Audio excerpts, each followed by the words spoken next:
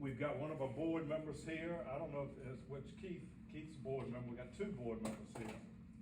And I'd like to go around the room and introduce everybody. I do want to introduce Johnsy Guill. She is, Johnsy is, believe it or not, our only employee with the Carolina Loggers Association. We've got a very small budget, a tight budget. She's our sole employee. We have got a part-time person, Joanne Reese, that handles. Joanne's the money girl. All our money goes to Joanne. And, she's part-time. So again, I want to thank everybody for coming. This is an unusual time for all of us, contract loggers. And the Carolina Loggers Association, a little bit about us. Before I get started, there's another item of business I have to talk about anytime we get together like this, and that's antitrust. Most of you guys know about it, have heard about it. There's always a little bit of confusion about what you can and can't talk about. Guys, most stuff is on the table. We're educated enough to know we can't get in a room like this and talk about collusion against one certain person. We can talk about cost all day long. If Jason wants to talk about his delivered price, he can talk about it. He can't tell other loggers in this room what to do with their delivered price or what to do against it. We really don't want to talk about particular meals. What we do want to talk about is give loggers, and the reason we're having these meetings is give the contract loggers a chance to talk about what's going on in different parts of the state. All we are with the Logger Association is we want to be an advocate for the individual logger. That's it. Whether that's legislatively, cost-wise, with DOT, whatever it is, that's our goal, our only goal.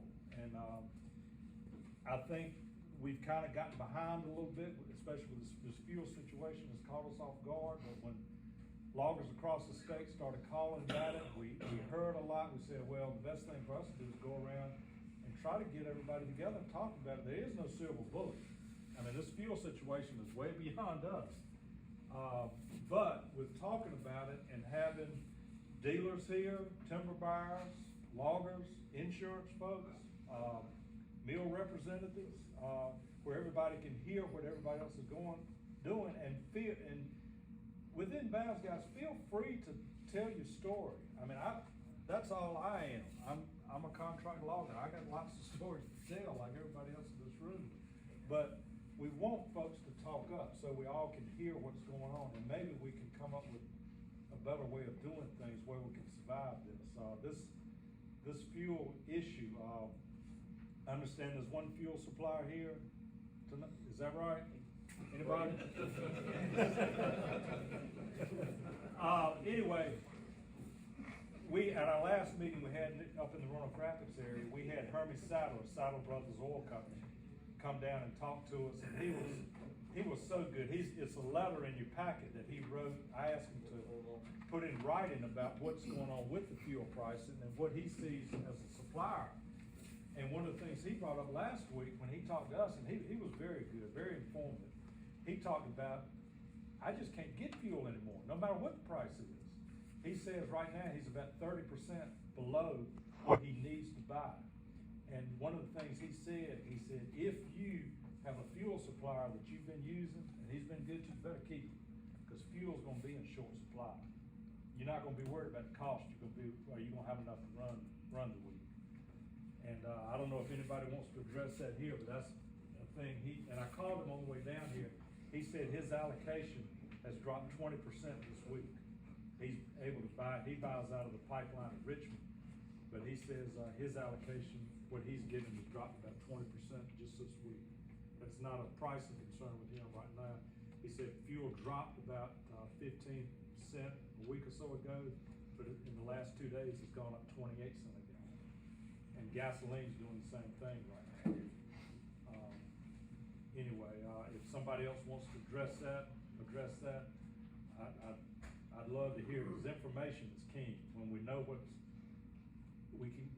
meetings like this, one thing I get out of it is I kind of can get a better feel for what's coming down the pipe, so I can react to it. A couple of things the CLA has done, I'm sure you guys are aware of this, but as an individual logger, I can't do a whole lot in Raleigh or Washington, but with a group of people and our connection with the NCFA, who Mike Powell was here, back there with Wolfpack hat on. Go Pack. It was, with their help, one of the big things we've done this year, and we were instrumental on it. Keith and I have been to Washington DC a couple times working on this, trying to work on it nationally for 20 years, and have never gotten any headway. But you all are very well aware with 64 and 74 and what other roads in North Carolina? 70 highway. That are getting ready to go into the federal interstate system. And you're gonna lose your 10,000 pound tolerance when they go into the federal interstate system. It's gonna force you, all of us, off the big good road on the back roads and going through towns. And we were able with the NCFA to get North Carolina grandfathered in. So right now, any future interstate, we still got a 90,000 or 10,000 pound tolerance right now. And I think that's a great thing, not to force us off those off the 4-lane roads that are going in the interstate system. We work really closely, especially where I'm at. I log in Virginia about 50% of the time. Virginia Loggers Association is working, and we're learning from them on how to do this. They are going county by county, and they've got about 17 counties that have done this so far, where logging equipment is exempted from the county personal property tax, just like farm equipment is. They've done that in Virginia, and we're trying to get together enough information to start doing that in North Carolina. They're having to do it county by county. I think we do it the same way here. They haven't covered the whole state yet, but you know, Virginia, half of that state, you don't have much logging anyway. But they've had, from the mountains to the coast of Virginia, they do have 17 counties so far that has passed that law. And that's a huge help when you think about what you pay in county property tax. So we are working on that. Trying to think of anything. There's a letter in here too that the Virginia president, Frank Myers, who's a friend of mine, Keith knows him well, y'all know him well, with Gasburg Timber Company wrote, and the title of his article was Elections Have Consequences. And without getting too political, because we could talk politics in here, probably 3 or 4 fights break out, but without getting too political, Frank very strongly said, and that letter's in here if you take time to read it, I enjoyed it. He says that, everybody can look back on the last presidential election and see what we're facing right now as a result. And that's one of the things Hermie Saddler said, when you have a administration coming in and one of their platform planks is they're gonna eliminate fossil fuel usage, what does that do to fuel prices? I mean, why would an oil company go in there and invest in drilling new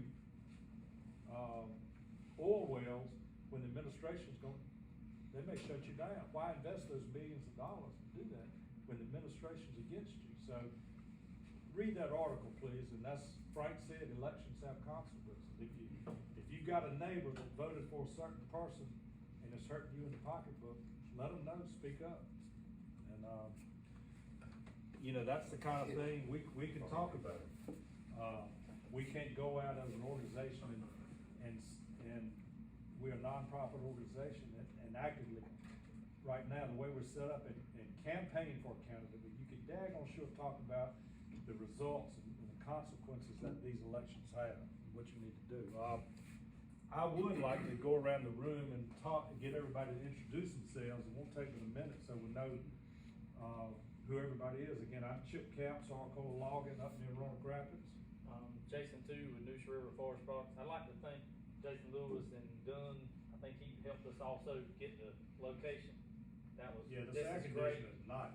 So, thank y'all for stepping up and helping organize this. So, but Jason too with News River Forest Products. Sam Sanders, J.W. Sanders Trucking. We're just a hauler, so we're not a logger, but we're a logging family. MC Sanders, grandfather, Jimmy Boyle, H&S Logging is my uncle. We're kind of directly involved. Joe Thomas, born about a half a mile from here. Landowner, got about 4,000 acres of farm. Well, we appreciate you coming. NC State, I worked with Warehouse in charge of a real estate company for 26 years, and now have my own commercial company, Thomas Development. I'm also, three things has happened. A board member of National Wilderness Association. Right. We had a national meeting here about 2 months ago. And I carried them out to one of my jobs, in Vansboro, where I was logging and so forth. Well, I'm here to listen. I will know. We want your input too, because this is, that's the importance of this meeting. We're all tied together at the hip, and with the issues we're facing, like I said, we all know there's no silver bullet that's gonna solve my issues tonight, but we all learn from each other and talk about it. We can be better business people. What I'd like to do is, after the meeting, I'll talk with you about the National Woodlands. And we're organized nationwide, and we have now a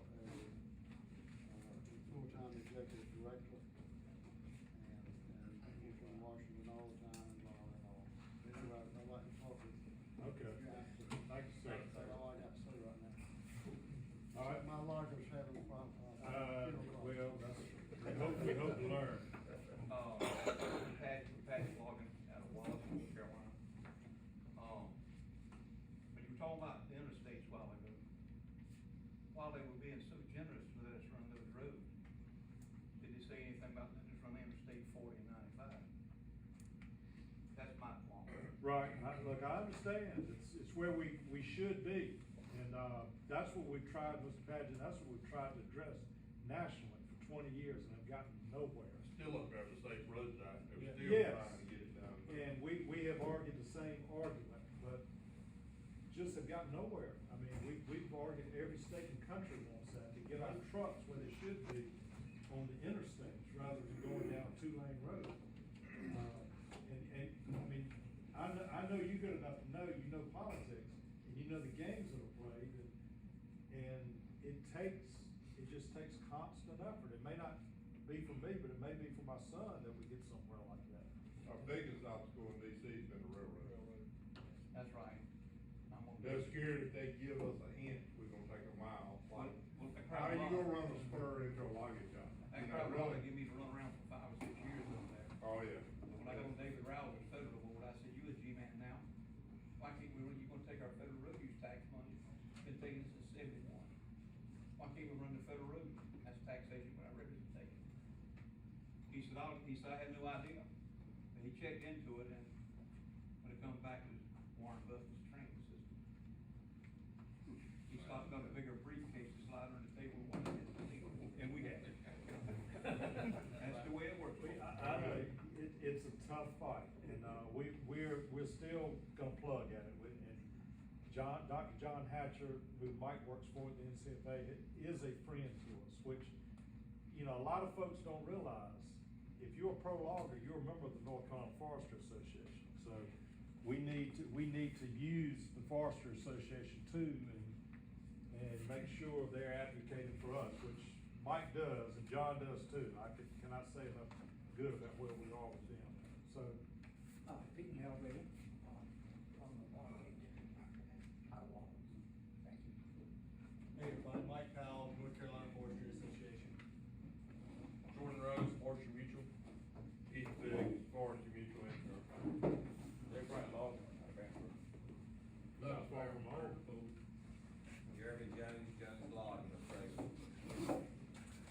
Edward Jones, Jones Logging, Appraisal. J.C. Logging, J.C. Logging, right here in Bakersfield. James Williams, Philip Logging. I'll be there with Atlantic Logging right here in Newbern. Brian Mansour with Gravy Pool Caterpillar. Harry Main with, Working Pool. Brian Potter with Potter. Here's more logging. Dustin Withington Logging. Andy Walkmuth, International Paper. Scott Brewer, International Paper Company. Evan Clark, International Paper. Franklin Bolton with Viva Pellets. This gentleman on my second, my left, we cover 6 states from Viva and 10 pellet plants. And I just wanted to say that a lot be said tonight, and I don't know how many mills he has in it, but Viva is just as concerned as most everybody in this room about where we're going and what we're doing, this kind of thing. Because what affects you all affects Viva, and even though we're a big company, it still affects our bottom line. Thank you. Lee Jackson with, pellets, and I just got two questions. A lot of loggers here. Has anybody heard of any, solar powered or wind powered logging equipment? I wish. Danny Magnus with Viva, 45 years in this industry, seen a lot of changes, but this is probably the biggest change we've ever had. And it's an industry, and it's a national problem. It's not a logging problem, it's a national problem. Jeremy Husband, Coastal Plains Logging, Mayfield, Cornbread, Coast Carolina Logging. Jason Lewis, Bay River Logger. Want to say a thank you to the fire department for letting us have it here. Yeah, this is a nice place. Craig Lewis, Bay River Logging. And that's Jason Lewis Jr., he didn't say. Hey, I'm Jerry Carpenter, Carpenter Logging, Trucking, Beaver. My son, Philip Parker, out of Grave County. John Caraway Logging, retired 6 years after 47 years in logging. And I'd like to thank CLA and NCFA for what they do. Thank you. Chance Caraway with Caraway Trucking and Caraway Logging. Tori Caraway with Caraway Urbana and Urbanus. John Caraway with Caraway Logging. I think we covered it pretty good. I'm Sean Nye, I actually work for Aftermarket Parts, and I sell parts to distributors that sell you guys parts. I've got 23 states, and it's not just here. Yeah, I'm sure. My territory is basically from Virginia down all the way to California, and it's nationwide that it's hurting all y'all. Right. Again, I want to thank everybody for coming. The gentleman over here that said he was just a trucker. You know, trucking, as we all know, used to be 30 years ago, or almost 40 years ago now when I started, trucking was just something you had to have to haul your wood. Now it's a huge driver in what we do. We all know that. And the reason trucking is, and this fuel is hitting us so hard, is that diesel fuel is such a huge percentage of a trucker's cost. It's a huge part of a logger's cost, and it hits him much quicker and harder than it does the logging side. It's a big part of the logging side, as we all know. I burn just as many gallons of fuel in the woods as I do trucking, but percentage-wise of the cost, it's less. So it hits the trucker quicker than it does the logger, as far as affecting his bottom line, making his percentage of cost go up. Guys, in your handout, this is something that we're working on with the CLA. John Z has got it working on our website, but you got to have Excel to make it work. And we're working on that, trying to, yes, sir. Get you a handout. I'm right here. Let me help you. We're working to get it to where it works on your phone, even if you don't have Excel, and your iPhone does not come with Excel. But we're trying to get it to where it works without Excel. But what it does, your input, we try to make it real simple, and we're gonna add more variables later on, but we try to make it real simple. You go back and put in your beginning fuel price, you can pick any date. And a good example is the first of the year, diesel fuel, highway diesel fuel was about $3.50 a gallon on January 1. You go in there and put in today's price, what is it, $5.50? Let's pick that, that's $2 a gallon increase. You put in how many gallons per ton you burn in the woods. Put in your truck miles per gallon, which we all have to figure that anyway on your quarterly reports, and your percentage of paid miles that you haul. You know, loggers are generally paid one way. So you're lucky, you're doing well if you got 50% paid miles, include your minimum hauls or however you normally figure. And it's gonna tell you, what it's gonna tell you from those few inputs is how much your logging cost has changed, of course, just because of fuel per ton, and how much has changed per mile on your truck. It is simple, with those inputs, it's just a real simple calculator on how much a dollar increase, a 50-cent increase, whatever you want to put in there, how much it changes your cost per ton and your cost per mile. You need to know how many gallons per ton you burn. Where I log, it's gonna be different from somebody that's having to shovel wood like Jason's doing right now. You know, your fuel usage goes up per ton. Somebody logging straight plantation wood's gonna be a little less than mine, cause I log on a lot of hills. You need to know those numbers, which is pretty easy. All I do is I take the number of gallons I buy in a year's time and divide it by how many tons I produce in a year's time. It's the type of numbers you keep anyway. And we're doing that on our website so everybody can have access to that. Another thing we're doing is, like we talked about percentage-wise, and we haven't gotten this out yet. Johnsy and I have talked about it. But we're starting with trucking. Trucking is a little simpler operation than logging. Trying to figure your logging costs can be tough because there's so many variables in it. Track to track, week to week, day to day, hour to hour, as you guys know. Trucking is a little simpler because you have fuel, tires, a driver, insurance and license. You know, the categories are fairly small, about 5 or 6 major categories and repairs.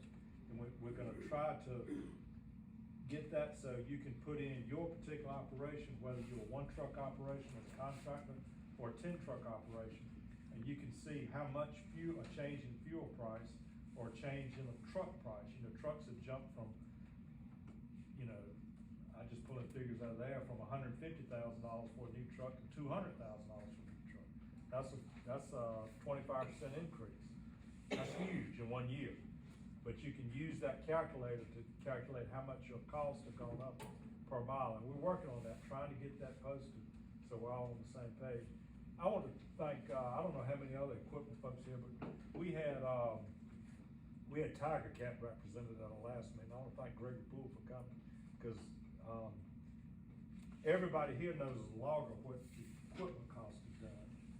Maybe you guys, not trying to put you on the spot, but I am asking you if y'all can talk about why equipment prices are doing what they're doing. Are they ever gonna go back down?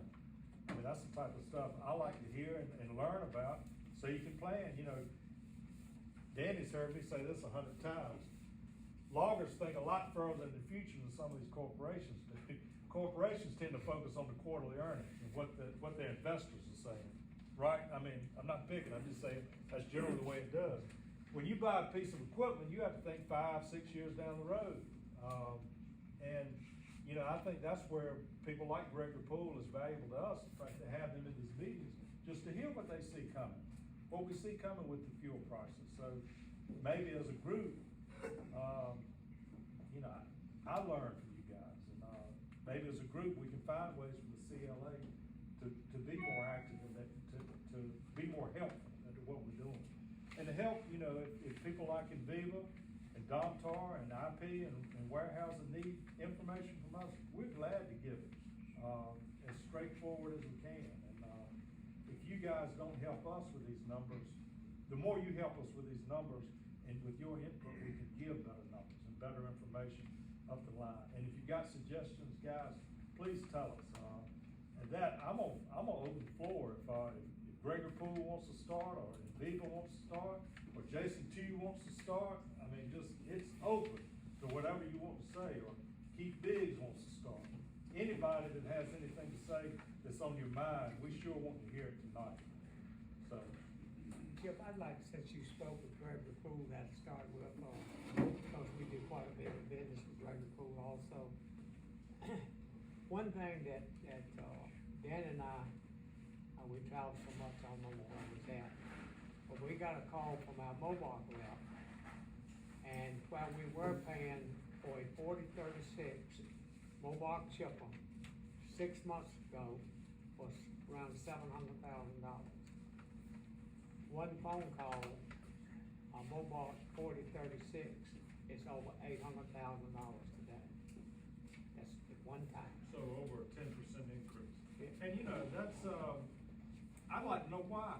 Is it because of the unavailability of machines, or is it just because of their input on on their costs have gone up so much, and it's not gonna go back down, I mean, that helps us to know what we're facing. Well, what they have told us is due to, this is the first price increase we've had, and they said it's just due to the cost of building the chipper for parts, labor, everything. It's a lot of things that came into that number there. You know, and that's a large number. I mean, they figured it was 8% when you said 10, which you were right, said Martin. Guys, we used to buy this same chipper for $560,000 2 years ago. Well, you know what we're facing, and Yeah. see, that brings up another subject that was brought up at our last meeting, was that fuel is just one thing. It's a huge thing with the trucker, because his percentage on what he spends on fuel is, but as a logger, fuel is but one part of things like labor. Truck drivers, as we know, are the big issue right now. Everybody talks about truck drivers, the unavailability of truck drivers. Well, guys, I have just as much trouble finding Woods Hill. I don't know what you guys have down here. With the administration and what we're seeing on TV now and the news on social media, who wants to go to work in the woods now? Who wants to go to work in the woods? And we're gonna face that problem. And so how do we address it? You know, that's one of the things that came up. My salaries have gone through the roof. My salaries in the last 2 years have gone up way more than 10% on what I pay. And we need to talk about all these things, and not just salary. Just like Herman Sadler said about fuel, it's not gonna be necessarily about the price in a few weeks. It's gonna be, can you get the fuel to run 5 days a week? So there are a lot of issues we face, and equipment price is one. And you know, again, feel free to speak up. This is open. There's a reason for equipment price going up. It's not necessarily Gregory Poole not having the inventory and they can name their price. It's their costs just like our costs are going up. And if you have to raise your price, it helps us to understand why, and you know, and so we can do the same thing. We can talk about why our costs are going up so much. Sure. So, you know, if you look at a typical way Caterpillar would make price changes, it was typically 2 times a year. January 1st, they'd look at it. July 1st, they would look at it. Sometimes it wouldn't change. It'd stay flat. Sometimes, I've never seen it go down. Typically, you know, 0.5%, 1%, something like that. So that's typically how it's always worked through the years. Just to give you an idea, from January 1st of 21 to right now, there's been, I think I'm off, it's 6 or 7 different price changes. And obviously they were up. And from the way I understand it, one of the largest drivers was the price of steel going up. But also manufacturers having issues getting product, steel prices, fuel prices, that all has an effect on CAT, the manufacturer building that machine. So that's probably, in a nutshell, probably the largest is the combination of steel prices and fuel prices that have driven it up. That's the big shocker that we've seen. I mean, typically we're used to, like I said, that January 1st, that July 1st, and all of a sudden, since January of last year, it's like, oh, it's April. And I think it was the main part of that were steel prices going up, the cost of getting the steel to them, that, you know, they were coming out of left field of, you know, you get an email and, hey, there's a price increase effective next month, the 1st of next month, and it's caught us all off guard. And, you know, what he was relating to on the chipper, it's the same thing with the forestry equipment, construction equipment, things that I was selling a year and a half, 2 years ago, one price is, I would say it's probably 15%, 20% difference now. And it's a hard pill to swallow. It is tough. One of my distributors, to kind of back up what you're saying, one of my distributors is a cat distributor, and I'm not gonna name which one he is. But he buys a bunch of Franklin stuff from me because we still manufacture a bunch of Franklin stuff. And they got a notice the other day that Caterpillar parts, June 1st, the parts were gonna increase 15%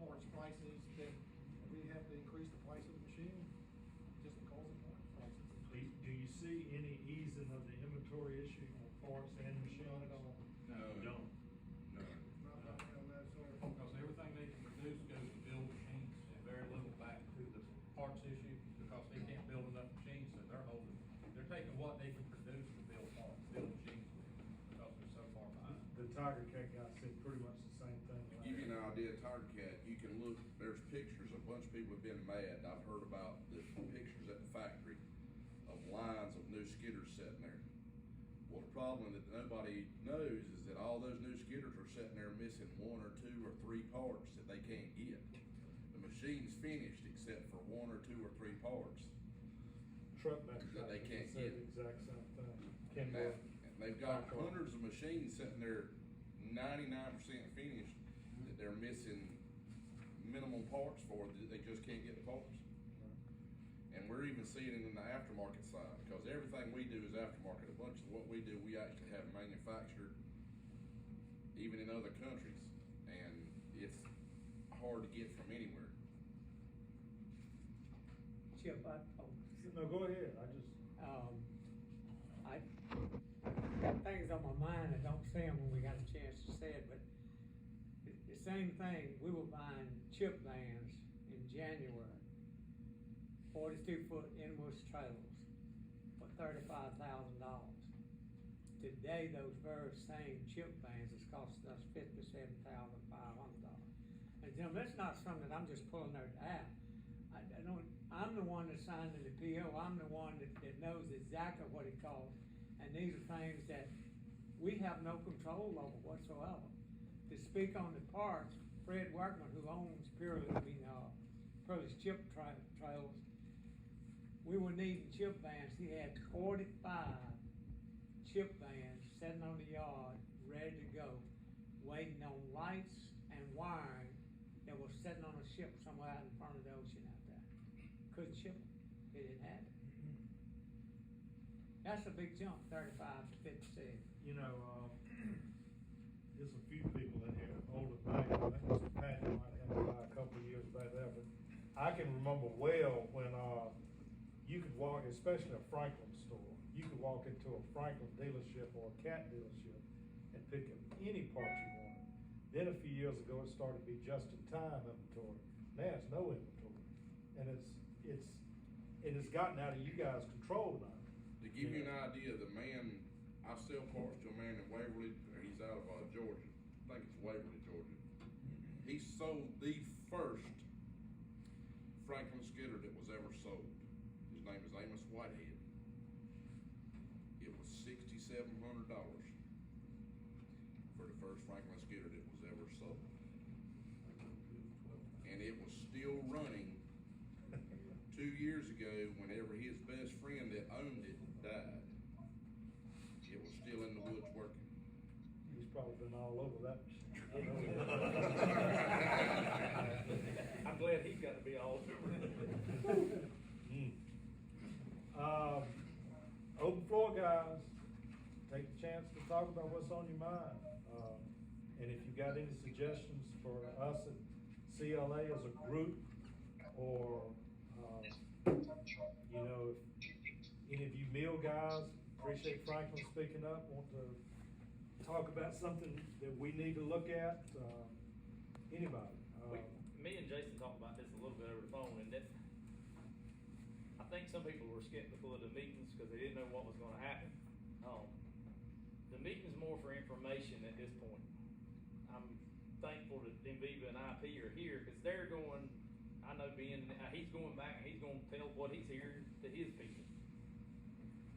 This is education. Look, we all are type A personalities, get out there and work like crazy every day, and but sometimes we don't slow down and think, what does it actually cost me to put that ton of wood on that truck? Exactly.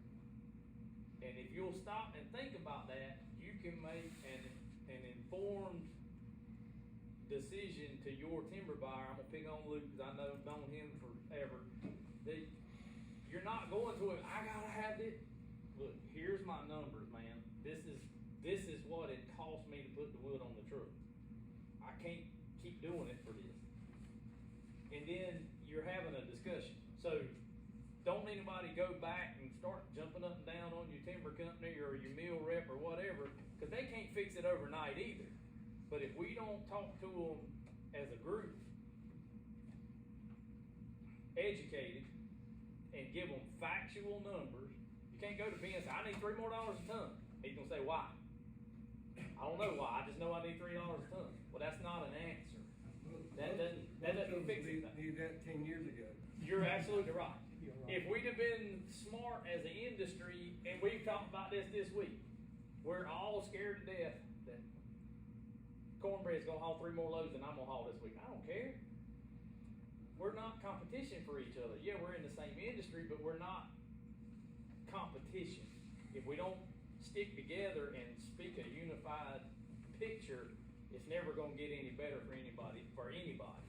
So that's what this is about, is for you to think about and be able to have a conversation with your mill rep and your timber company, and then you can start putting the pressure on. Hey man, this is what it costs. You heard the guy at the meeting, you heard the cat guy say they were fixing to have a price increase.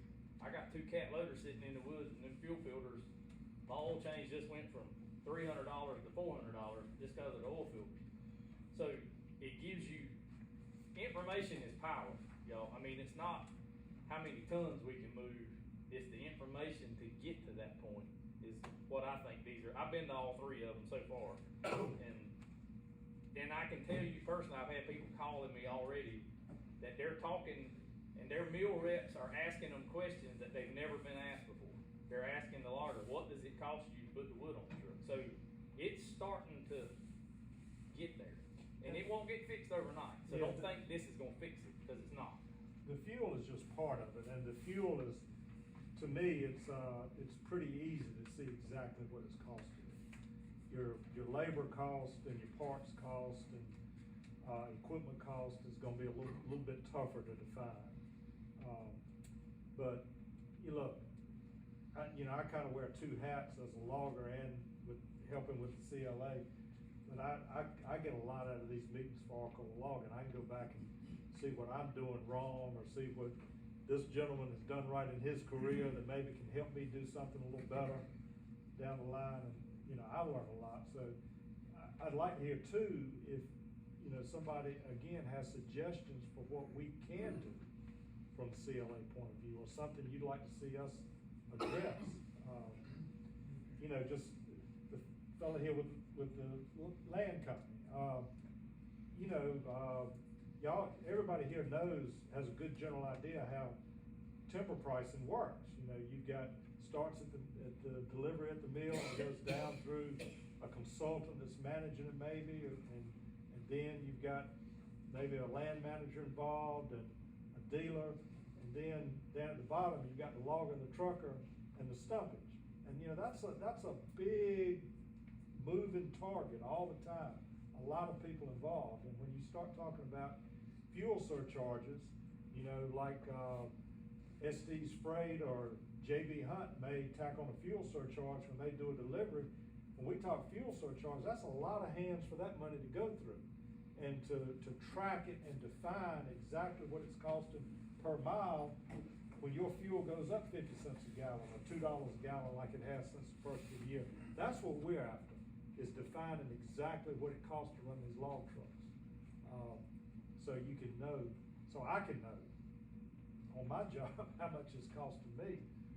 I'd like to share one other thing, and I may have to come down and talk to you tomorrow if I get through. But, guys, with Viva pellets, all 3 of us know what I'm fixing to tell you is very true, because we hear it every week and every day. And Dan and I, we travel to 6 states, and we hear it in 6 states and from hundreds and thousands of loggers, this kind of thing. The cost for Viva to produce a pellet, to get on the ship, wood cost is 60% of the cost of that pellet when it hits the ship. So, guys, wood cost, logging, trucking, all that, it affects Viva some. Now, I'm gonna try to get through so I don't do all the talking tonight. I don't have a problem talking. Everybody here might have known, but Chip's my nephew, and I'm very proud of it. One thing that, and again, the 3 of us are very familiar with this. You can get data together with spreadsheets, and the ones of you that are not used to spreadsheets, get you an accountant, get you somebody that can do it for you. And then this here is very helpful here as far as what your fuel went up and everything. But, you know, I looked at it, and I think I looked at it pretty good, but what percentage did it go up from last month to this month, from last year this time to this year this time? And it's a lot of, we use percentages as much as we do anything in the world, and not a dollar. This man right here uses a dollar in tons, and he stays on me all the time about that, but, we need help from everybody in this room, because we have customers too. And when we go talk to them, we can't just sit down and say, hey, these logs gotta have $3 a ton more, or we can't get the logs. They're gonna ask us, what's the data? Prove to me why it's costing me $3 more. So guys, if y'all, I think this is a wonderful thing Chip and them are doing, if they can get all the loggers to get the actual cost of what it costs them to cut, skid, put it on the truck, what it costs them to truck, all the numbers that they need, and have them go. And I won't call if I had one of you, I don't know if he's one of your board members, but anyway, he's a member of the Logging Association. He said he didn't need a group to go talk to IP or anything or whatever. He said he had his numbers in front of him, he sat down in front of them and discussed what he needed, this kind of thing, and where it took it. So, I mean, I'm not saying you don't need a group, I'm just saying you need to know what your cost is. Like Chip said a little earlier, his cost will be different from Jason Hughes, everybody's cost is gonna be a little different. So you can't pick a number out of the sky and say, well, this is what it costs a lot. I'm trying to be quiet. Well, I mean, that's one thing we can do, and I need a lot of help on the accounting end, and help me. That's why I like doing this, because I learn a lot myself on how to define costs and how to define my own costs. It helps me in my business. You know, a lot of you were around in 2008 when we went through that recession nationally, and I survived that by living off capital, money I made 10 years earlier, whether it was cash money or I didn't replace my equipment. My equipment got worn out, I didn't replace it. And I like not to survive that, but I did on my own. This one's different. This is not, you know, after 2008, y'all remember, after we got through the recession, things went through the roof. Logged all you wanted, prices went up, everything. I think this one's gonna be a little different. These costs aren't going back down. You're gonna, you know, I'm sitting here now, spend my days thinking about how I am gonna survive this. Am I gonna cut back? Am I gonna cut back my production to where I can be a little more efficient? May not turn the volume, but I can be more efficient in every lick I make. You know, parts and equipment. I'm just trying to figure it out. And that's where this information is a big help. And like I say, I learn a lot from these meetings. That's why we say the fuel is a separate issue. Because if fuel went back down to $1.99 in the woods today, your cost to log is not going back down. Equipment's not going back down, parts are not going back down. So if you take your fuel, that is what I tell you, that is a problem, it is not the problem. The problem is we were stubborn and we worked on production all these years, and we should have been getting 25, 50 cent. If you'd have got a 25-cent raise over the last 10 years, look where your rate would be. You wouldn't be as stressed about it. That don't sound like a lot, but if you think about it over 5 to 10 years, it is. So don't get hung up on fuel. Fuel is a problem, it's not the problem. And that's one of the things I'm working on, or we're working on. John Z does the work. I do a lot of talking to her, but she does the work. And we need to get an accountant involved too, because like I say, fuel is a much bigger factor in a truck than it is on a logging job. It's a huge part of the logging job. I'm not trying to downplay that. But a logging job, your labor, your fuel, your equipment costs, your parts and repairs, they're much larger percentages. And that interests me a lot, trying to hear from you guys and guys across the state to make sure these numbers are correct, where I can use the information on the Carolina Logging Association site and try to make my numbers better, to know more. Mike, you have anything from the NCFA to pass There along? used to be a login spreadsheet out there, but what I was gonna say is, I know Joe Conrad, the, gentleman out of Georgia, he's working on, I think it's with the Virginia Loggers Association, on something very similar to this, and not to beat a dead horse, but to second what everybody said, right? I mean, any of y'all watch Shark Tank or anything like that, very first question they ask any business owner is, what's your cost to manufacture your good, right? In logging, the good is a ton of wood, so knowing exactly what that cost is to put that, to produce that ton of wood is critically important, and I, you know, I think me and John, I kinda wanna talk, I was gonna talk to you about this, Chip, but whatever, the model, you obviously need good data, and I think that's kind of what's been lacking over the years to develop something like this, is someone that's capable of building the model may not have the inputs to build the model, and so, and that's an important aspect of it. You can have the greatest model in the world, and if the numbers that you put into it are not accurate, and are not exactly what they should be, it's gonna produce, you know, what do they say, you can't turn, you know, make chicken salad out of chicken ass. And Mike, I wanna add to that, Joe's done a lot of work, Tom Gallagher's done a lot of work on things like that.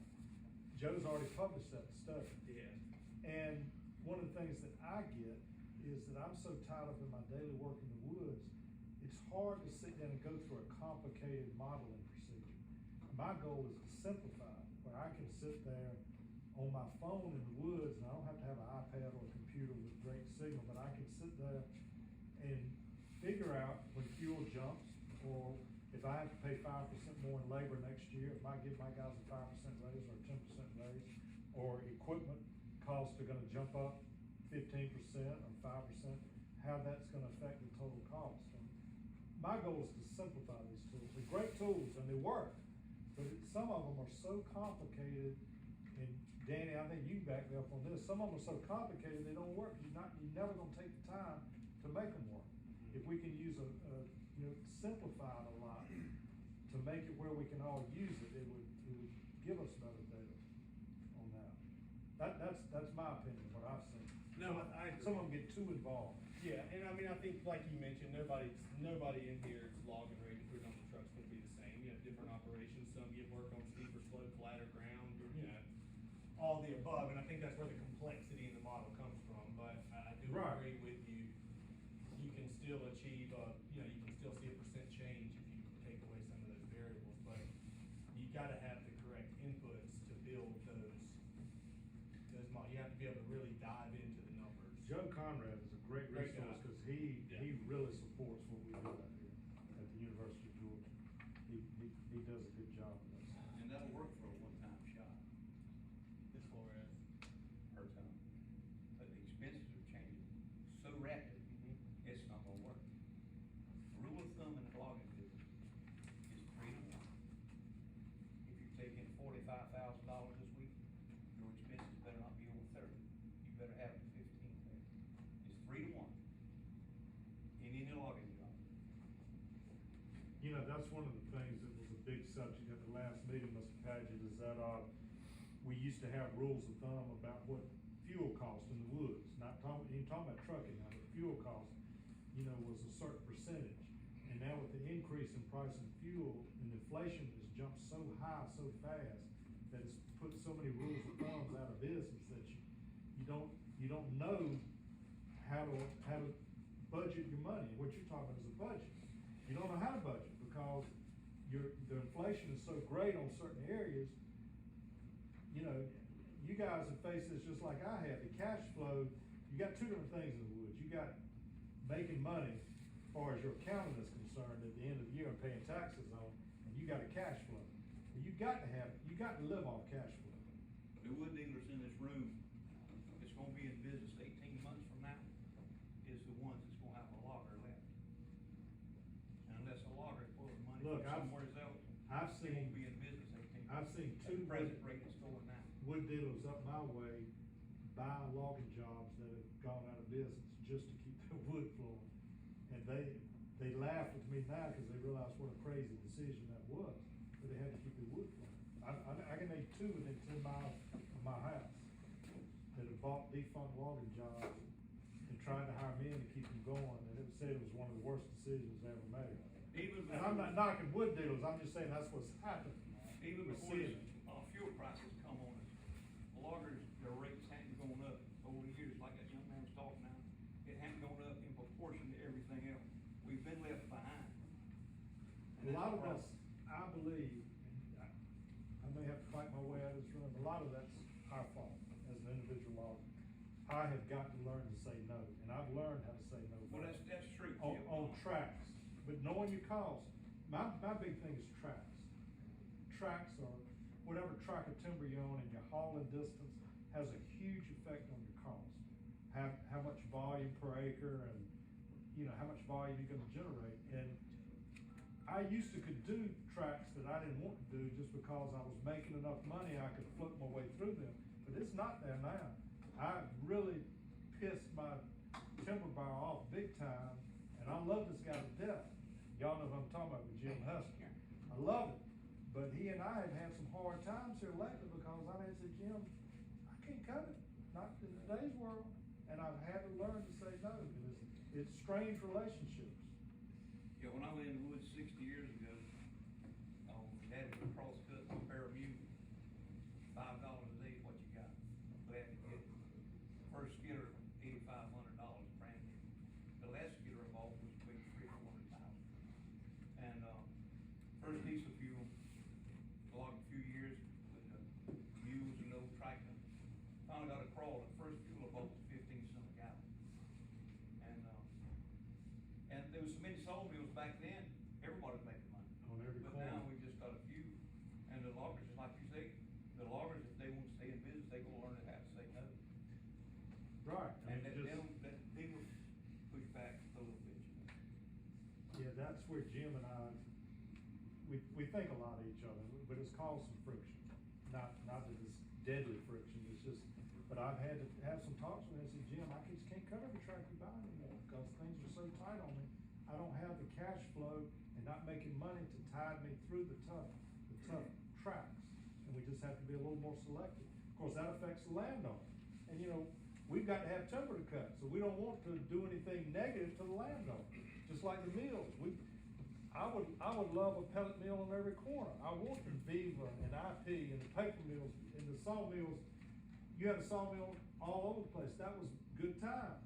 We just have got to find a way for everybody to understand each other's issue. Another thing, I remember back in the 70s when I kind of started, a job was a valuable thing. If you had a good job, you were proud of it, and it was a valuable thing. A job in today's world, and this is my opinion, the way our country's headed, folks don't want to work anymore. A working man, a working job is not a valuable thing anymore.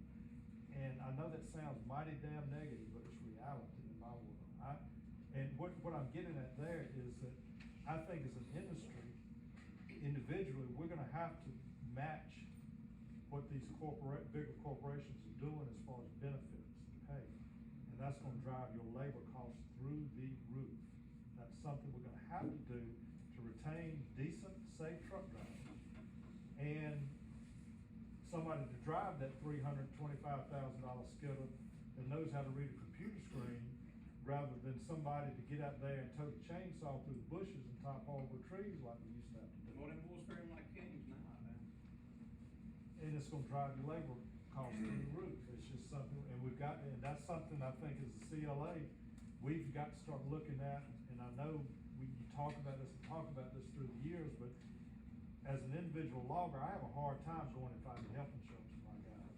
It's just so prohibitively expensive.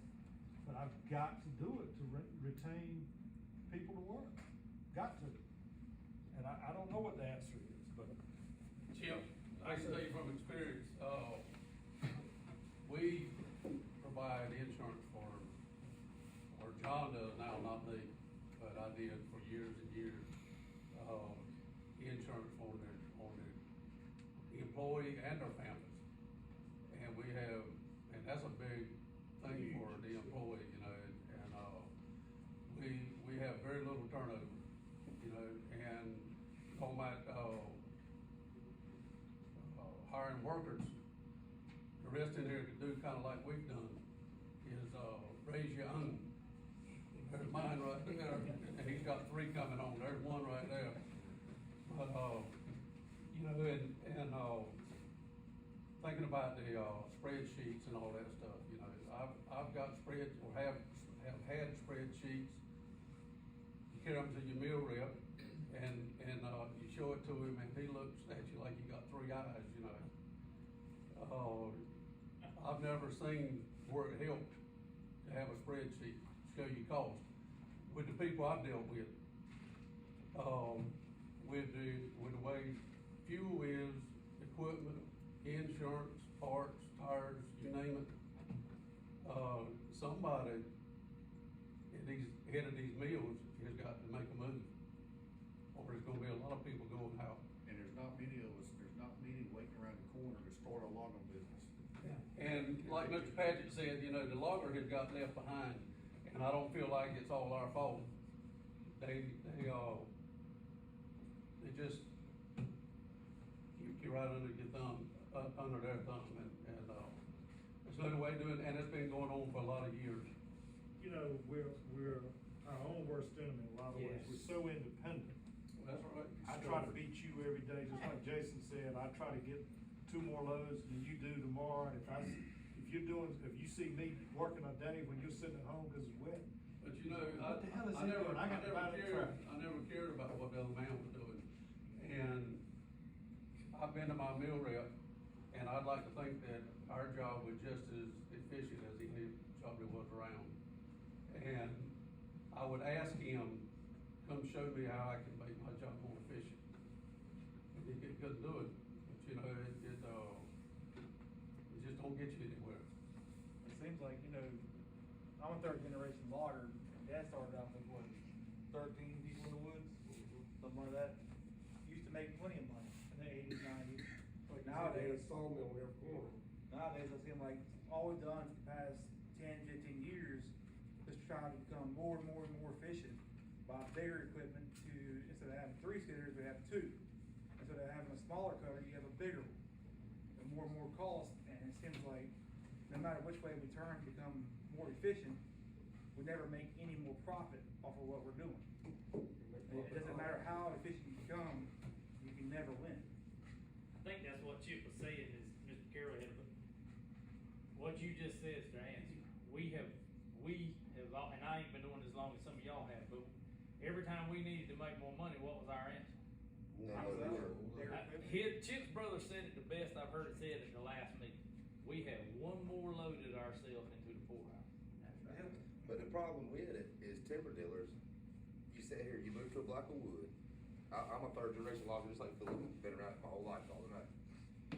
You move to a block of wood, you got a timber dealer surgeon. I'm not saying it's all timber dealers. That's right. There's good, there's bad. I'm not saying that. But you say, Jason, me and you go look at a block of wood, your timber dealer carries over, it's a good block of wood. Me and you think, it's 100 acres, clear cut, whatever. You move over there, and he carries you over in the pickup, and here's this block of wood, what can you cut it for? That's right. And you sitting there thinking, well, I got this payment with John Deere, I owe John Deere, I owe BB&T, I owe $2 million for a logging job. That's You know, right. Then I have to move this logging job. Some of my best friends are big construction guys. When they move that bulldozer, They get paid. they get paid. Well, and I don't mean this by no means, but a logger, you're not your boss, man. Somebody tells you how much you can haul to a mill, what you gonna cut it for. You're dead on the money. You don't have no say so. All you is a yes sir man. And if you don't say yes sir, don't worry about it. And we were put in that position because it's so expensive. I mean, I don't care how strong you are.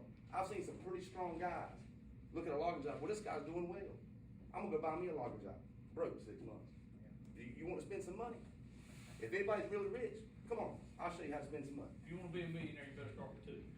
You know what I mean? But it's not just that. There's so many people. How many people does one tree pay? I mean, honestly, how many people does one tree pay? Consultants, timber dealers. That's what I was talking about. I mean, you know. There's a long list. But what I'm saying though, it's you have no say so. Just like, you can't talk the price, you can't do this. But IP can go buy every mill between here and Florida, Putwood mill. Who's controlling the Putwood market on the East Coast? There's Domtar. And we talked, me and you talked about this one time this week, what you're leaning into in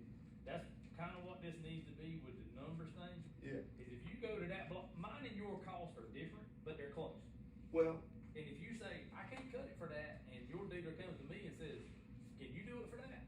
I need to be telling him the same answer, man. but you can't do that because of the antitrust law, so to speak.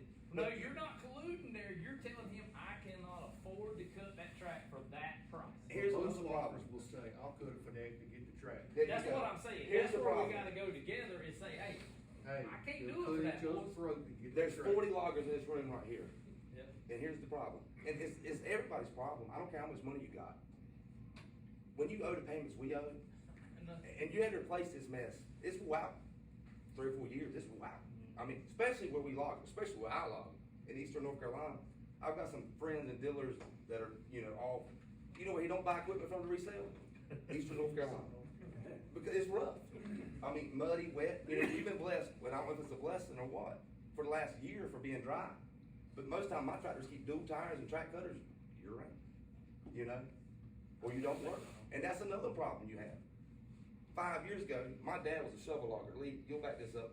One of the first shovel loggers that was around. He worked for this man right here a long time ago. People didn't have track cutters. I bet you almost everybody in this room's got one right now. The meal never runs out. Never runs out. And they can pay you whatever they want to pay you. I mean, when they need wood. I've worked under the smokestacks of Regal Wood, cutting for a company that I'm not gonna call a name, but it's a big land company, which not anymore because we're having to bought them out, but anyway, I will say that. I was 10 miles from Regal Wood Mill, hauled every stick of it back to this Putwood Mill right down the road here. Every stick of it. You can make a deal with a price to cut a track of timber, but you gotta have cash flow. You move on that track, it's pretty timber, and you go about Wednesday, it said, don't bring us no more this week. That's right. And the bills don't stop, but the cash coming in quick. So we're digging a hole, next week we're gonna do this, hope we can work the whole week. We'll have a better week next week. I'm guilty of, I do it, man, I've had a bad week this week, but I'll have a better week next week. But now the weeks aren't getting no better. You're following weeks and weeks. And my wife told me, she said, you're not taking savings money to keep working, that's stupid.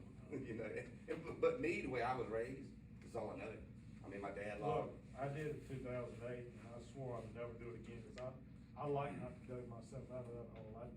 I used money I had made years before to get myself As through well as we did. those 2 or 3 years. I had to, but I can't do it again. It's foolish, especially at the age I'm at. My I dad haven't got another retired. 15 years, I'm gonna work to dig myself out of this hole. My dad retired in 12. We had 3 logging jobs running. But the reason we had 3 logging jobs running is I have a brother who's not here tonight. Well, that's all I know is logging. The reason we have 3 logging jobs is because in 08, one logging job would support 3 families. So me or my brother, So my dad just kept putting logging jobs together.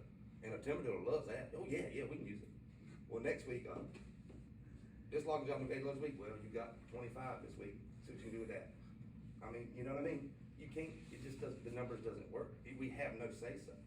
There's no, you're just a yes or no.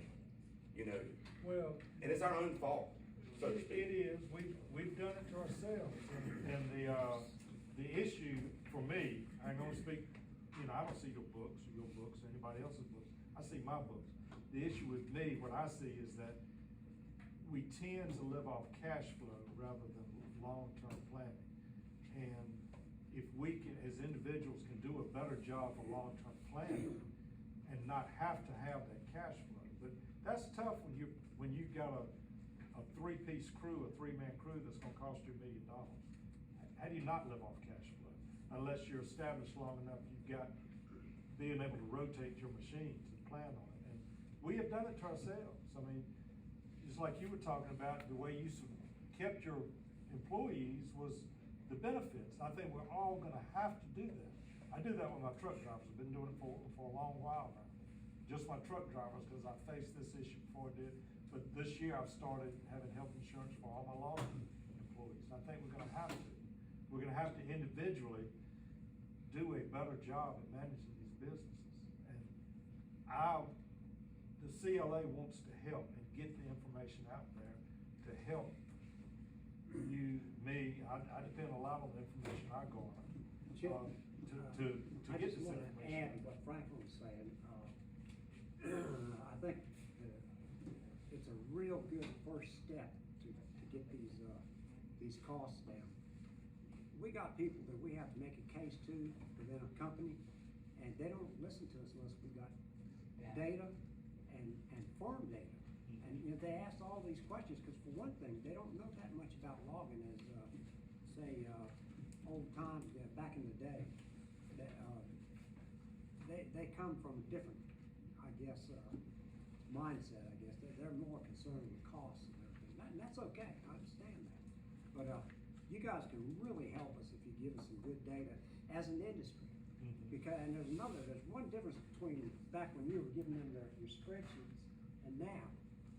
I think that the whole industry is worried and starting to feel a logger shortage. And so I think you guys have a better, I shouldn't say this, but I think you guys have a better negotiating position than you ever had. So.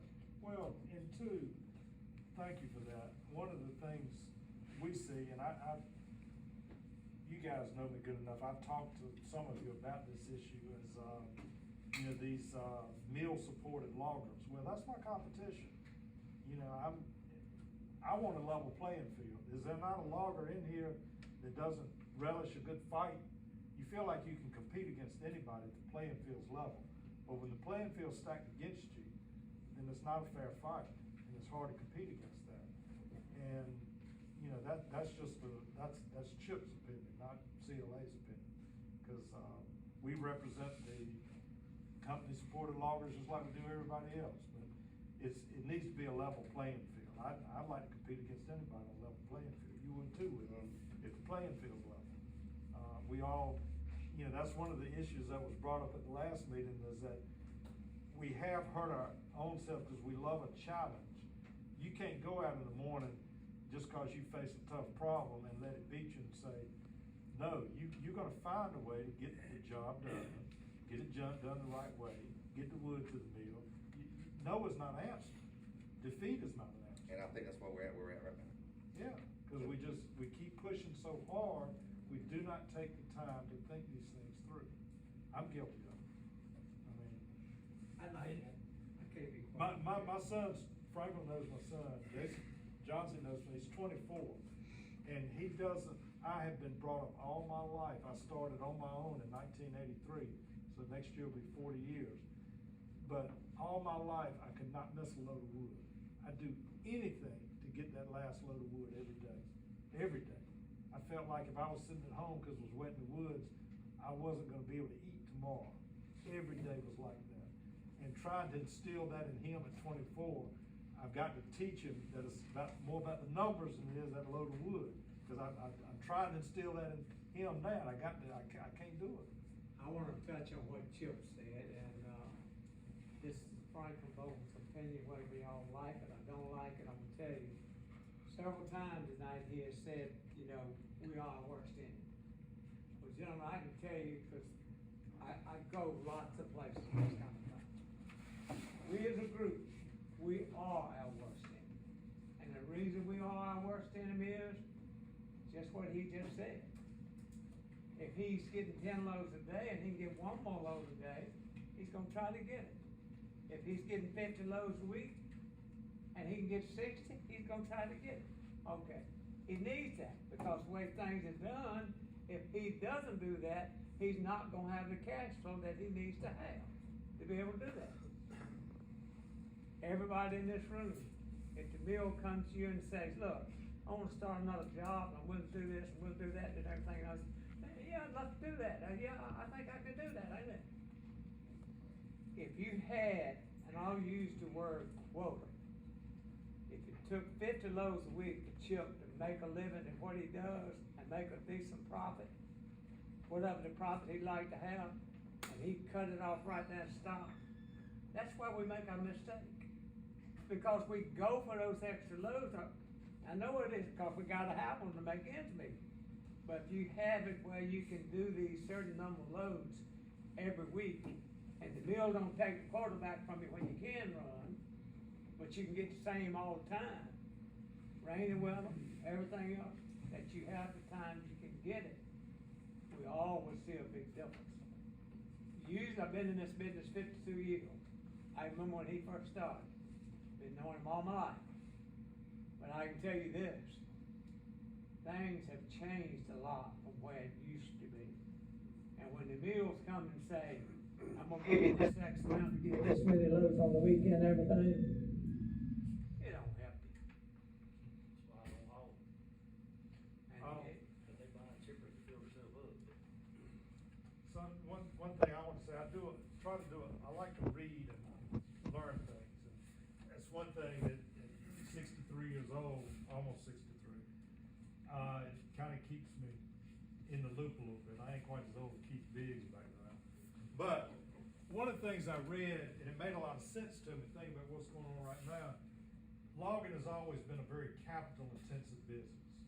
You know, when you sit there and you produce like we do, and you buy a chainsaw pickup, but your capital cost in that equipment, like I say, 3 pieces now easily cost you $1 million for a small 3-man crew.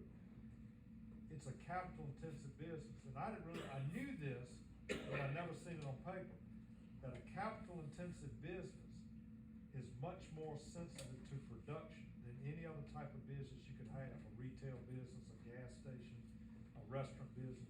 Capital intensive business, you cannot afford to miss production. I've known that all my life, but I never heard an accountant explain it that way. You cannot afford to miss production when you're so capitalized in your business. And that's what's happening now that is making sense to me, is that the percentage of fuel costs and our variable costs have risen in percentage more than capital costs have. And your variable costs, I can much easier afford to sit at home a day right now. I lose less money than I used to.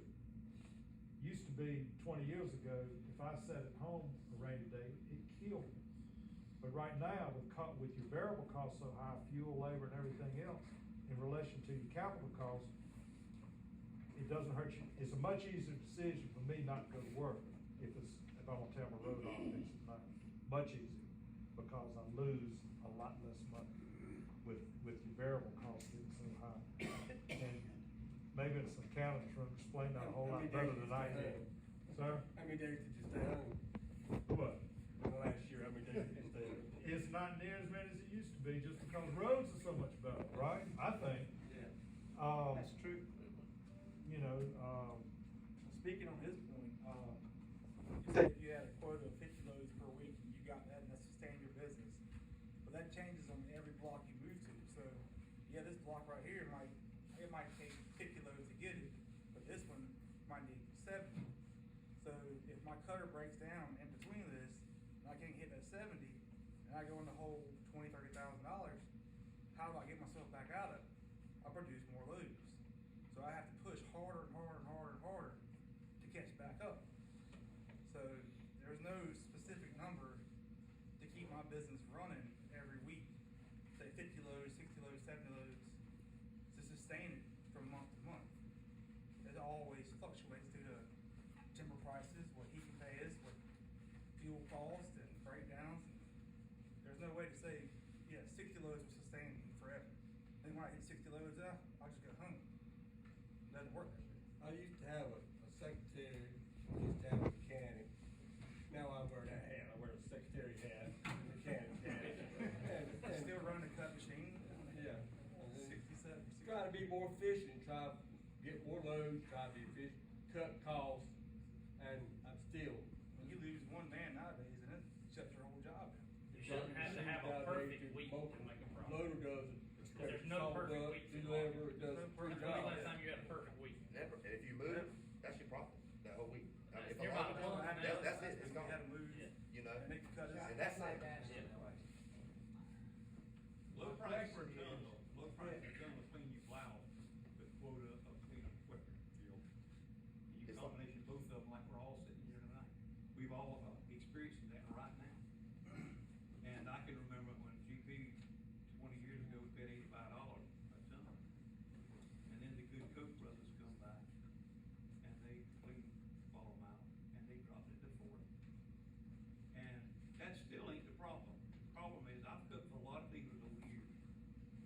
And when the dealers were making big money, they wouldn't pass any of it on to a desperate logger. They'd work him just as cheap as they could. And it's gonna be up to the mills to earmark money periodically for us loggers to get. That's the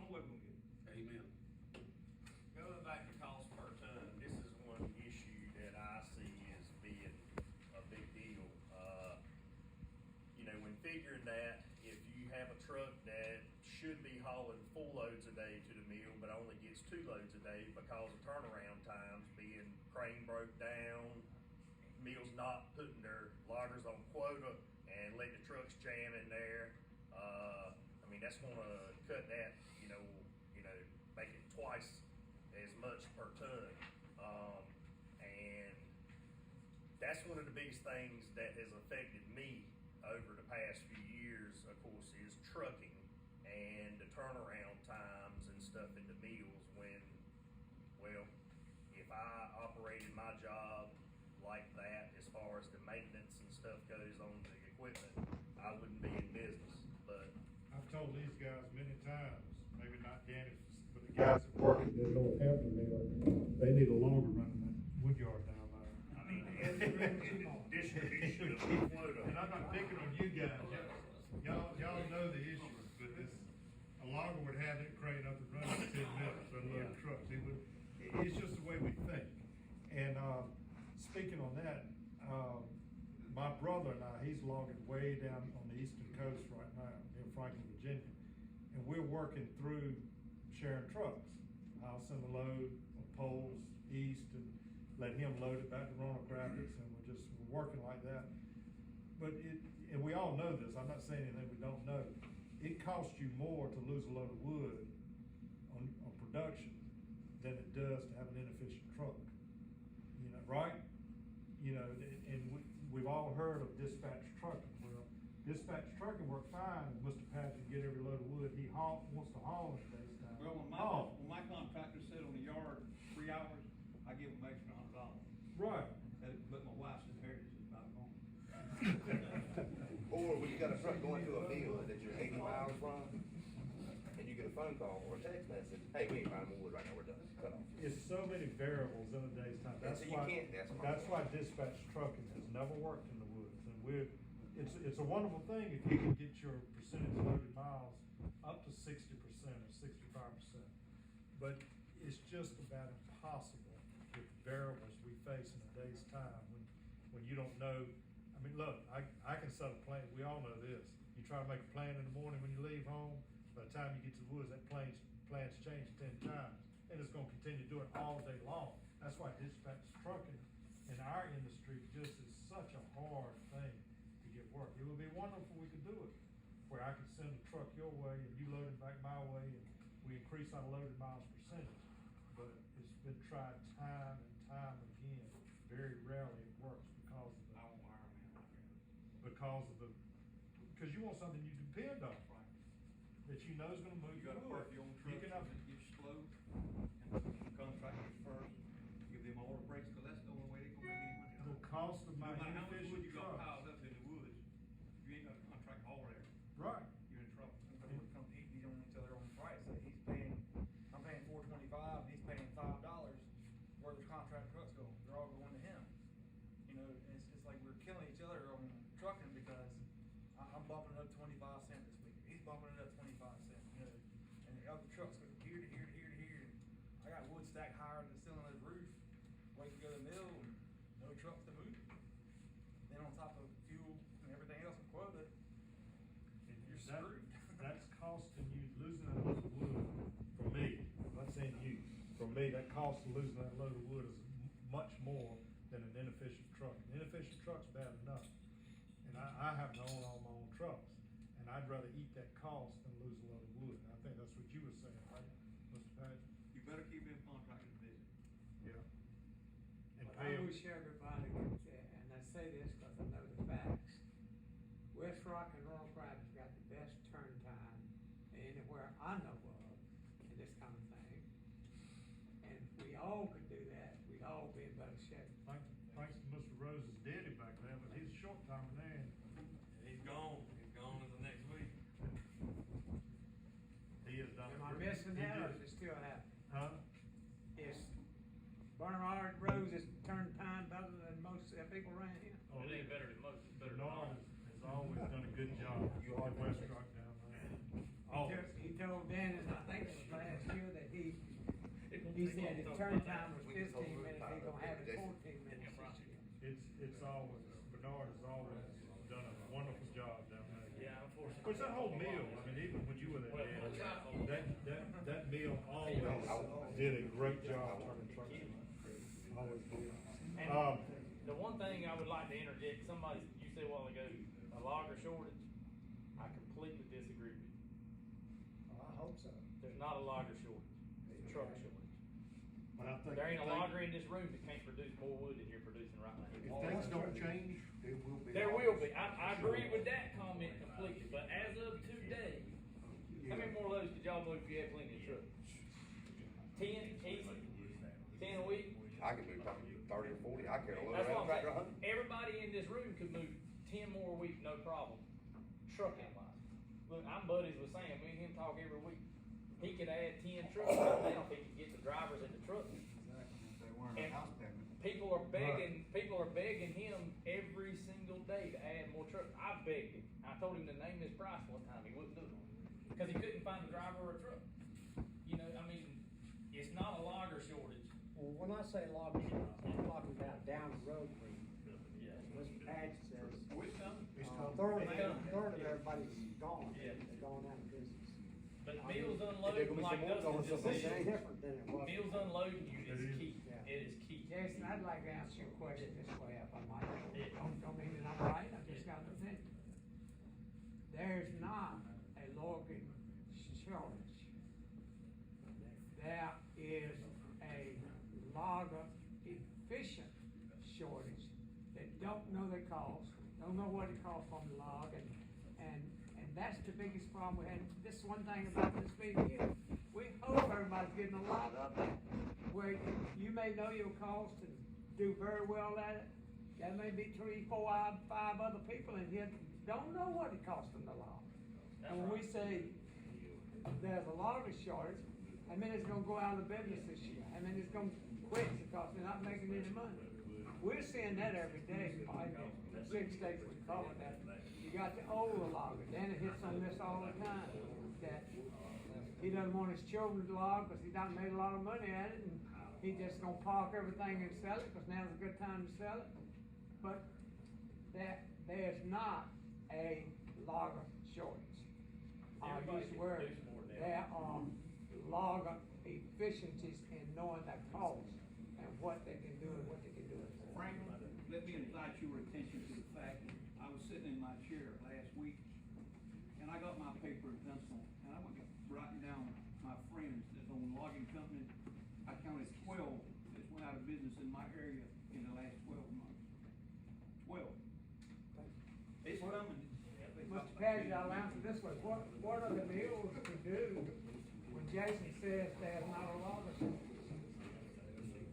Unload the truck. I agree with y'all. There ain't no problem, man. Instead of setting that 34 hours. No, the mills can't accept the quality or the quantity of wood that we're capable of producing now. That's the problem. Yeah, it is getting late, guys. I would, if somebody, I don't want to cut anybody off if somebody's got something to say. Anybody's in front, because we're all a part of this. If loggers go out of business, we're all gonna hurt. You know, it is a very cyclical, let me say this, cyclical business. We've seen it go up, down, up, down. This time it's different. Cost or what's driving this is long-term. As the association, we want to help any way we can. We want to hear what's going on. From loggers, landowners, mills, whatever we can do as an association to help. But our mission statement says we are here to help the individual contract logger. And that's what we're gonna focus on. We're gonna do what we can to focus on that, on the cost side, on the legislative side, on working with landowners or working with mills, whatever we need to do, please let us know. Does anybody have anything else they'd like to add to this? Yes, sir. Say something. You know, I've heard a lot of, you know, this is the problem, that's the problem, back and forth. But ain't heard nobody say what we're gonna do about it. Right, I agree. That's why I'm down here. And then when you go back to things like you talk about labor and stuff like that, you know, it's a big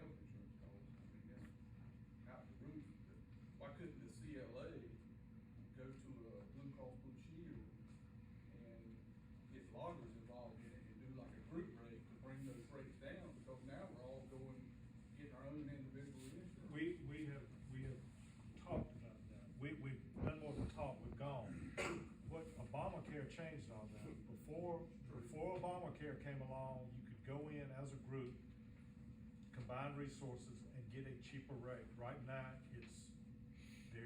there are no discounts on health insurance as far as group policies. There are none on good insurance. Now, y'all been dealing with health insurance just like I have. You know what I'm getting ready to say. A cheap health insurance policy is worthless. If you're gonna provide health insurance, you have to provide good insurance, and only one or two in the state, United and Blue Cross Blue Shield. That's a good quality health insurance, and there are no discounts. Obamacare took care of that. Right, we do have a couple of new members that Johnsy worked with, was it Edward Jones, or Edward Jones has joined, and what we're trying to do is exactly that with things like retirement plans, where we can go to a contract logger, my size, medium-sized logger, and say, you don't have to spend your time. We know these rates are good. You can offer these benefits to your men. It's kind of like a cafeteria plan. You can pick what you want to offer your men, or they can pick what they want to have, whether it's a death insurance policy, or health insurance, or retirement 401k, that type of thing. We're trying to, not that you couldn't do it yourself, because a lot of people already do, but it would just streamline it to where we've got that information sitting in front of you, and the small businessman like myself doesn't have time to go out and contact 5 or 6 different people trying to get this benefits package. But and look, if you've got a suggestion on health insurance, we'd be glad to listen, because I agree with you 100%. It's so expensive that, it is through the roof what it costs to insure a man and his family. Yeah. Yes, sir. We started insuring our people in 1984, and we've been doing it ever since. And it cost an arm and a leg. But if it weren't for us being already doing it and eating the cost, we wouldn't be able to afford to do it now. And I think we're all gonna be forced, everybody is gonna be forced to do that. I'm gonna step on toes what I'm getting ready to say, but I know I am. But as the CLA, I feel like I've got to say it. I saw this happen coming out of 2008 when we had the recession. People went to logging business without any investment.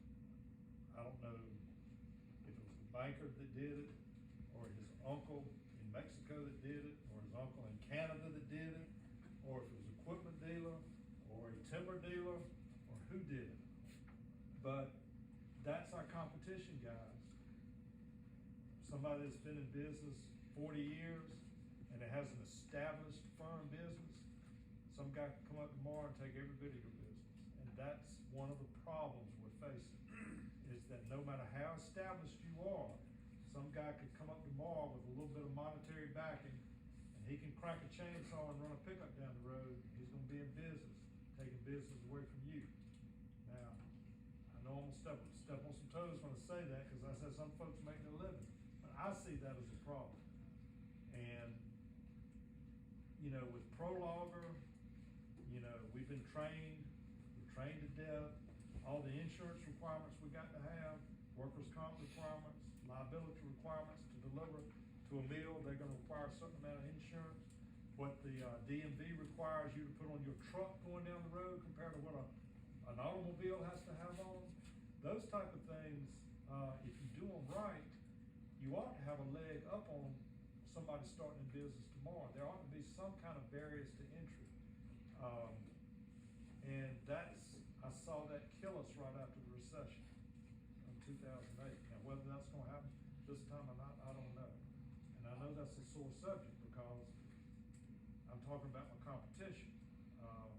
But as a logger,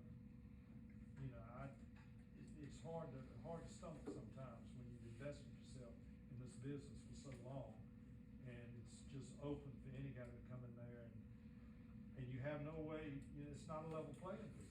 It's just not, when you're trying to do things the right way. So. I watched that happen a bunch in the parts side of it, because Somebody come in and compete against you. Well, no, I watched the loggers. Okay. John Deere, if you could sign your name, they give you 3 pieces of equipment and let you go to work.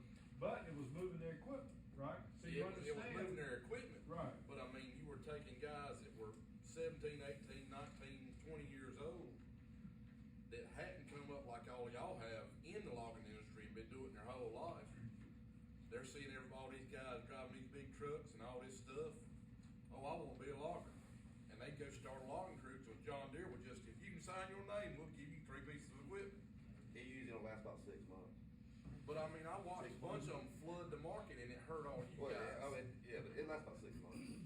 When I come along, if you didn't have money or property, you didn't get anything financed. Yeah. That was just that simple. You had Talking to- about insurance. You had to stand for yourself. Oh, yeah, truck insurance, I don't work with work or not, but my Mennonite friends, they've got their own insurance company. Yeah. Self-insured. And they're self-insured. Now, whether that could be brought about for a group like this or not, all the large in North Carolina, remains to be seen. But I know for a fact that they have got it, and it is much cheaper, and it's marketable. Well, that's where the Forestry Mutual started, was a self-insured fund just for workers' comp. And there's been in South Carolina, Keith, you may want to talk about this, what South Carolina's done with their captive trucking fund. I mean, just the idea behind it. Yeah, you can do insurance, you can do traditional or you can do a captive, and it's like a co-op where you gotta buy into an insurance company. And I think their sales start at like 50,000, go up to 200,000, you buy into it, but then you're a part owner of that insurance company. And if it's done right, it could be very good. I'm not following the one down there, cause it was the people that's in it, they couldn't get insurance anywhere else, there's a reason for that. So I don't know how long that's gonna be sustainable, but you can do it, set up a number, either the loggers can do it, agencies can do it, whatever. But there is some benefit for people pooling their money, getting the right risks together. And controlling the risk. Yeah. And Sherwood, I'll say this about the Mennonites, they said that about workers' comp, so one of them lost their arm. When I was talking about truck insurance. It's same difference. They may have it, I'm not disputing it, but I'd like to see the reinsurance and all this backing it. Cause if they've seen the verdicts that I've seen on auto, especially south of us, they ain't no way. Well, it may not be feasible, but it was an idea. Absolutely, absolutely. And the thing about. But you gotta worry about it at the end of the day, if they have the proper coverage. Well, that's true too. But, I know the state was trying to take it away from them a couple of years ago. And, I knew some friends up there, and they got to push back for a while. Right. But they'll probably phase it out on, because they got too many insurance companies pushing those folks in the wrong. That's money talks and capital. Yeah. Well, we've been in the business now as long as a lot of people here. Right. And the way, I mean, we ain't no big loggers or anything like that, but the way we really good at like managing our money. And like what we try to set a goal is try to hit a low count. So when you do get that big load, that's profit. But even if you do get more loads than what you expected, you're still spending more money. So if you really look at it at the same time, like more loads is really not the answer, in my opinion. No, I think you're right. In my opinion, because Especially in today's world. and we don't go out there and buy like, how can I say, an extra skidder or another skidder just to get that load. You see what I mean? Like, I think if you stay right there and when you do get your profit, that's all you. Because if you go get a skidder and you do get that load or them extra loads, you're putting it in that skidder. You see what I mean? And a lot of people, like in 4 years, they turn them back in. You see, we try to like work on our own stuff. You know what I mean? Like Tire Cat will go out there and charge your arm and a leg. So what we try to do everything ourselves, and that saves like, how can I say, instead of $10,000 or whatever going to Tire Cat, that kind of be our own stuff. You know Look, what I mean? I agree, there's not a logger in this room, I think I can say this with fairly certainty, that does things the same way. Yeah. You're successful because you found out a way to do it, I found out my way to do it, he's found out his way to do it. And there's as many, you guys that see a lot of logging jobs, there's no two the same on it. Yeah. They just aren't, and you figure out how to do it. But you're exactly right, when times get tough, you're not efficient and know your costs and know where you need to be every week, you won't make it. And, like I said, when we started, I mean, we started at a bad time too. You know, we don't got no 20 years, 30 years like other people in here do. And, I feel like I hope we still grow, you know what I mean? But I don't wanna grow like, how can I say, do 120, none of that. If as long as we get her 60, whatever, and, you know, maybe that next week we get her 70, that's all, that will go into the company. Right. And save it for the company. And I feel like there's a lot of people that will go out there and get new equipment, new trucks. When they have a good week, You see what I'm saying? When it's not really necessary. Well, that's my opinion. And I mean, it's like when I was little, you know, I looked at the Cahoons, I looked at them guys. I was like, man, I want to be like them. You know what I mean? That was even my brothers. It was 3 of us. We all the same. But we want to be like them guys, you know. And I know all you guys, you don't do that. but you know what I'm saying? Like it's just like that. Look, Like, I think you're saying exactly what is right, is that everybody finds their niche. And if you're smart and efficient at your niche, that's where you need to be. I preach that to my son a lot. When fuel jumped 77 cents, I can prove that right now overnight. Hard to be efficient.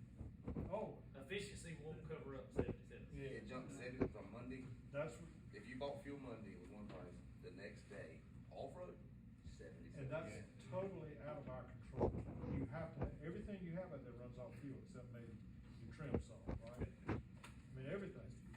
And that's a cost you can't control, is that what you're saying?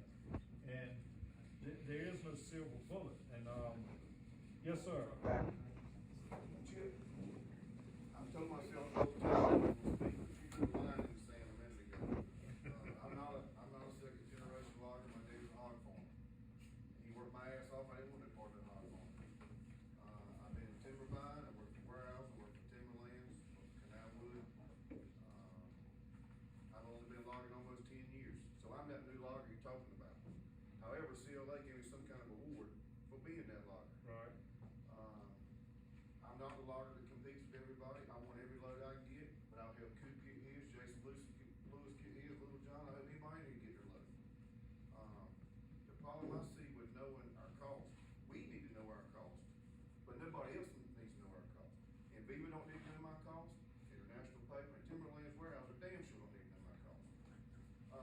My ears perked when you said in Virginia, you were figuring out a way to go county to county, get that tax off. That's what I'm here to hear. However, everybody that decides what loggers should get paid, when they figure out we ain't paying that cost, that's gonna be another thing that comes off. Hey, you ain't got to pay county tax no more, we're gonna lower your price. Nobody needs to know what it costs to log, it's in the logger. So what I'm hearing from you is that CLA is not doing you any good. No, I didn't say that. Well, so what are you saying? Well, I'm picking with you when I say I'm that logger that came along that you said I was your competition or something like that. Every logger in this room is each other's competition at some No, point. I got in business to make money. I want to make money, and I'll help anybody else make money. What I would like to see the CLA do is keep pushing legislation. That's what it's going to do. Brian Potter's going to always keep getting, he's a good friend of mine, we do all this good. Gas and fuel's always going to go up. It's always going to go, everything's going to go up. We don't live in that world where shit's coming down anymore. Right. But you still need to know your costs. I just don't think, and my mentor's in this room. His biggest thing was he didn't share cost. It was like prying teeth, getting stuff out of it. And I learned that nobody needs to know what it costs. I mean, when I go to that store, I either buy the meal or don't buy the meal. I don't get to go to the old man and go, hey, what it cost you to get this here? I either have the money to buy the meal or don't have to buy the meal. That's the way it should be with logging. We are our own worst enemy. I have not, I hope I haven't. My goal is not to tell you what my cost is. I hope I haven't done None of that. my business. Right, that's not what I'm advocating. I'm advocating is that you know your cost. Right. Every logger should know every business. Right, that's what I think the CLA can do, is to help people do things you can't do on your own, as an individual logger. And it helps me, I learn a lot from listening to people like you and everybody else in this room as to what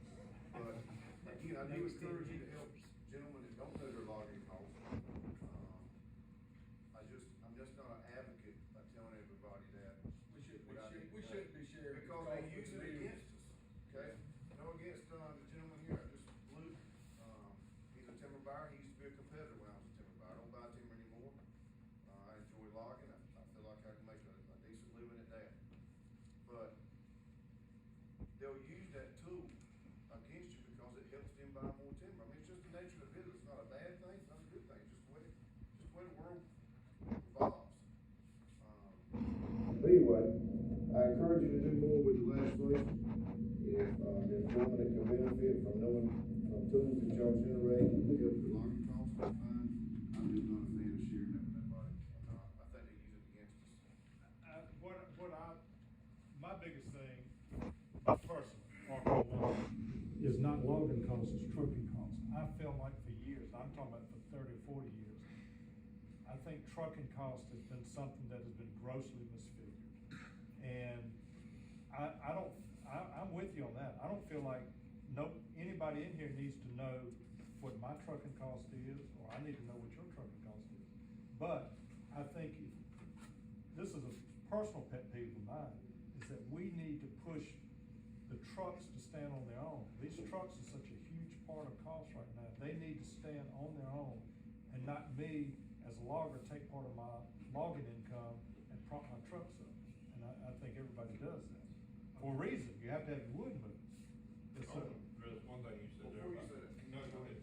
personally, I think, and Sam and I've had this discussion, they need their own association, you know what I mean, they're a valuable part. I mean, I can have all the wood on my deck I want. If you can't Or if move a it. dam without a truck. Right. Okay, got to have trucks, if they're not making money on my job, they're not gonna want to be on my job. So yeah, they need a voice for themselves, as well as we need a voice for ourselves, which is hopefully what the Logger Association is. Go ahead, Keith. No, you mentioned about the legislation. I've been to DC, how many years in a row, fighting for loggers, and I'm an insurance guy. And the one reason I go, the loggers won't show up. And if you don't believe it makes a difference, when you go to DC or NCFA just had legislative day at, North Carolina, we gotta show up in numbers. I mean, and John Hatcher did a good job. We got this highway done because we had both Democrats and Republicans, believe it or not, sign off on this thing. And you talking about a challenge, and we've worked on this thing for a lot of years, but we finally got 2 Democrats to sign on with Republicans' constituents, is how we got this put in the infrastructure bill. But all of us, we gotta take time to get out of the woods and speak for ourselves. Sure. And you gotta do it in numbers. We can't afford to right now. You can't afford not to, though. That's the bad, I agree with you, but you can't afford not to. How did y'all come about with 90,000 pounds? I mean, I agree. I've hauled equipment for quite a few years. Most of these trucks these guys are moving, they're 80,000-pound trucks, and some of them ain't even that. And now you're buying a lightweight trailer to gain the extra payload. I've had one left my job a couple of weeks ago, it buckled right on the side. You know why? Because it ain't able to handle the 90,000 pounds we're having to put on. To me, y'all messed up when you moved to 90,000 pounds. This is my opinion. When you move to 90,000 pounds, cost came down. Now we got movers. We get paid the same amount of money to haul 90,000 as we were 80,000. We got to put a lot more wood on the truck to get there. The trucks are tearing up. The brakes are wearing out. The trucks are, they're not designed for that. The truck that I bought, it came from the factory with a lift axle on it. It's capable of hauling 90,000, actually 100, I can do 120, 130,000 pounds with that truck. These trucks these guys are running, they're not designed for that. Y'all are messing us up because the mill seen that opportunity to take money away from the loggers. You know, I'll be glad to talk with you about that individually, because I disagree with you on that. I can't help it. I know you can't help it, I can't help it either, but I disagree with you on that. I've been in the wilderness business for 10 years old. Compared to 20 years ago, shoot, we got trailers that we've had for 40 years, and they ain't doing half the damages that happening now on the newer trailers, the lightweight, because heck, we need more and more weight. Well, more and more weight means the lighter the trailer, well, they're not holding up, they're breaking, so we're spending more money on these trailers, not making more. The mills are making more, the timber buyers are making more, and we're spending more money. I bet there's not a logger in here that based on 25 tons. Well, that's what I was about to say, Well, there's not, now this way. Your trucks, but like what JC says, you know, I own trucks, most of them in here do. You can only buy 80,000 tags. You're toting close to 90,000. They hit you on one single axle, you got a $2,000 weight ticket. You know, you can't buy a 90,000 pound tag to put on that truck. So, you know, to me, if you're gonna up the weight on the truck going down the highway, you should be able to buy a tag without having to buy a special permit or anything to be able to tote that extra weight. Or we like she said, it should've just stayed, for us on our end, it should've stayed at 80,000, because that's legally all you can haul up down the state, up 90,000. Like I've got plenty of weight tickets. these trucks can't haul. I mean, not loaded box trucks, 85, 86,000. The dispatch trucks come in there, they want 90,000, that's fine. They got to work on their own equipment. But You pay the weight ticket. you pay, I mean, yeah, but when it comes back to it, these trucks just can't handle it. I mean, it's doing me, I seen it was doing me no good to load up 90,000 because of the wear and tear on my truck. Yeah, I don't know. So I loaded mine like 85,000. But see, what happened is that where a lot of us guys work for Warehouser, now Warehouser, we got that 90,000, so now they're basing their rate on 29 tons where it used to be 26. 26.2. Well, It went up, when that weight went up. So it's really hurt. You ain't gained no money, like he said, you ain't gained no money, you losing on this loss. Well, you got 90,000 and then, but they load 94, 96, 98,000 pounds on that. 103, 105. And you can't stop you with that much weight on it. It's really hurt. We're welding on trailers more than we ever have in the last few years. And it's crazy. And I've had to replace 2 transmissions in brand new Kenworths, and we stay with new equipment. Transmissions are going out. And not only that, they're not staying behind the warranty.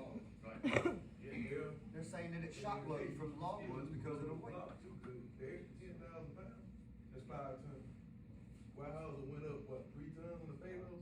Then you done lost a load on that block, every, what, 5 loads, you lost a load. So either way, we losing all the way around that weight. I was gonna get it back down to 80,000 pounds, the mills are gonna have to adjust the price so we can make money. The trucks are not wearing out, so I have it, you wouldn't want none of your family to run over by a long truck kill, or they couldn't stop it. I would. I can't, for the life of me, I can't understand why they went to 90,000 pounds. We sure didn't hear any of this when we were trying. Especially if you can't get the tag to total 90,000, where you'd be dead. We've got to replace the whole cab because the driver stopped and the whole load went into the cab and because it was so heavy. A lot of the 10,000 pound variants want for you to haul 90, so you didn't get a weight ticket. And the dealer made it. I got it, I agree, I know exactly what you're saying. But the mills can't change their rate. So let's, the mills changed the conversion, CLA didn't change the conversion. CLA got you where you didn't get a weight ticket for having 81,000 pounds. But we didn't need to be hauling that though. They need to haul a load of wood. But you can't, if you don't have scales, you can't be perfect every time you load. So it gave you a tolerance, just like the farmers. The farmers have the same thing. They don't get 80,500, they gonna pull you. It Their was mills made, didn't change their bang. right, so it's not, what changed your money has nothing to do with CLA, it's Yeah. the mill. CLA tried to do everybody a favor, the mill took advantage of it. Which is what somebody else said about the mills. Imagine that. Yeah. So- All right, folks, I've got the earful tonight. Yes, sir. What burns me, I like to haul 85, that's my number I stick for, we don't use scale.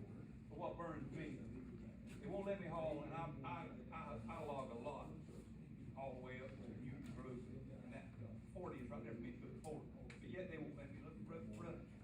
I've interviewed every chief of police in every town in the village, from Newton Grove all the way to Wilmington. And every one of them support us staying out there because it's a lot safer out there. But yet, they won't let me haul wood out there. But yet they can take my federal road use tax money. And they'll let those fellas coming off the port, hauling all that stuff from China. They can buy a one-time blanket permit for $100 a year. They can haul any amount of weight they want to on any road they want to. It's just not fair.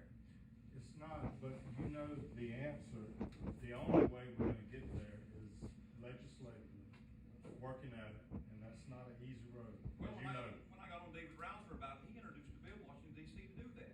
But it's a federal road, and it's got to be, all the states has got to go along with it. Right, And that'll never happen. it's not just something, it's not something North Carolina is gonna do. We tried that route for 20 years. And the only way we got exempted off the future in the states was doing it only in North Carolina. I still don't like it, and it's not fair.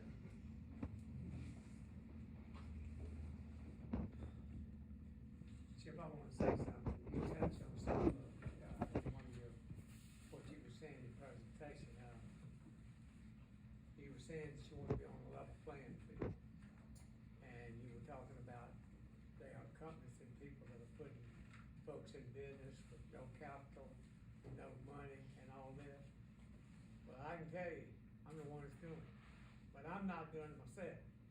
I'm doing it for the company that I work for. Now, the level playing field comes with there's not many people in this room. That as old as I am. But we saw Union Camp do it, we saw Weyerhaeuser do it, we saw IP do it. You even tried the nighttime logging and this kind of thing. We've seen this done throughout every state at what Weyerhaeuser is. All right, eventually, all this Weyerhaeuser, IP, GP, IP equipment got put on the auction block because you all could do it cheaper than they could do it. Now, whose fault is that? Well, the problem is. The trouble was they could control that price, our price, but they couldn't control their own expenses. And the cycle takes so long that I, as a small business person, I can't endure the things that larger companies can. You know, that's what's so hard on me, as a small logger, is that I can't endure those cycles I can't stomach losing money for a long period of time. And that's what it does to, you know, the small business. I'm not doing it because I want to do it, because somebody tells me to do it. Well, I got a long drive, guys. It helps to talk about this stuff and learn. Like I said, I learn a lot from these things. So please contact us if you have anything else to say. I appreciate everybody coming. Talking about things certainly educates you and you learn. Johnson, you got anything to say? That's right in my face. Y'all have my business cards. They're on the agenda. So if you need to get in touch, please use it anytime for anything. Social media, however you need to get up with us. And I appreciate you all taking time to come out of the woods and come out here tonight and talk to us. And we will definitely take all your ideas back and talk about them. If you want something to eat before you leave, please grab it. And thank again for the fire department. Yes, thank y'all for allowing us to come out. Chip, I want to say one more thing. Yes, sir. You said there was no silver bullet. I think the silver bullet is at the top of the food chain. And that's these meals. And it's got to trickle down. You know, excuse my French, ma'am,